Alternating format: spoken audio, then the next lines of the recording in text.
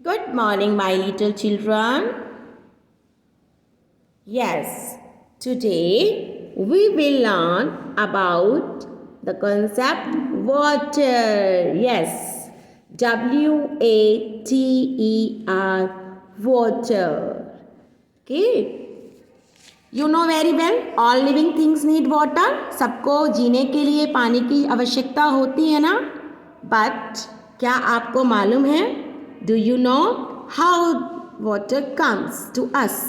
कि वाटर हमारे पास कैसे आता है? आज हम यही लर्न करेंगे. See, this is the picture of lakes and stream, and here we are watching water. Water. Okay. This is the picture of sun. Today we will learn this process कि हमें water कैसे मिलता है. Water हमारे पास different forms में कैसे मिलता है. Okay. See. This is the picture of sun. सन जो है आपको पता है सन की लाइट कितनी ब्राइट होती है. सन जो शाइन करता है पूरी हीट के साथ शाइन करता है. आपको अच्छे से ये बात मालूम है.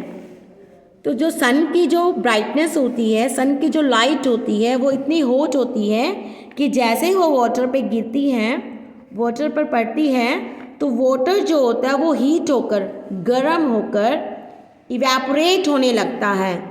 इवेपोरेट होने लगता है मीन्स एक धुआं सा की फॉर्म होती है, गैस की फॉर्म होती है जो वो उड़कर स्काई की तरफ मूव करती है. आपने अपनी मम्मा को भी कई बार देखा होगा कि जैसे ही वो एक पैन में वाटर डाल के स्टोव पर रखती हैं तो टी प्रिपेयर करने के लिए, तो जो उसमें वाटर होता है जब वो बॉयल होने लगता है तो ऐसे जो है गैस की फॉर्म में भाप बनकर ऊपर की तरफ उड़ने लगता है. ओके, वही प्रोसेस जो है सेम बेटा इसमें होता है कि सन की लाइट वाटर पर पड़ती है, वाटर हीट होकर इवेपोरेट होता है और स्काई की तरफ मूव करने लगता है.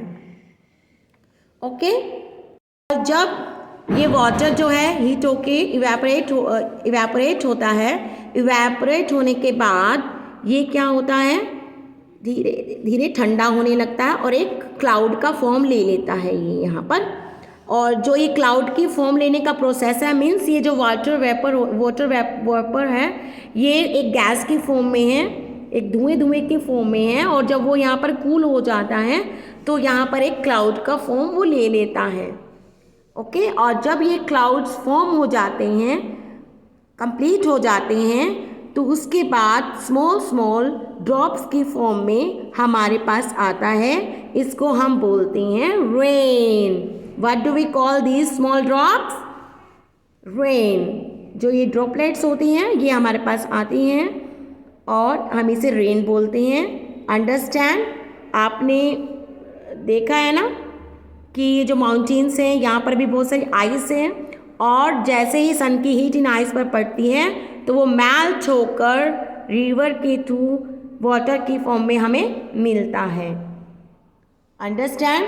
तो आई थिंक आपको ये बात समझ में आ गई कि वाटर जो है हमें रेन के थ्रू मिलता है, और ये प्रोसेस जो है ना चलता रहता है.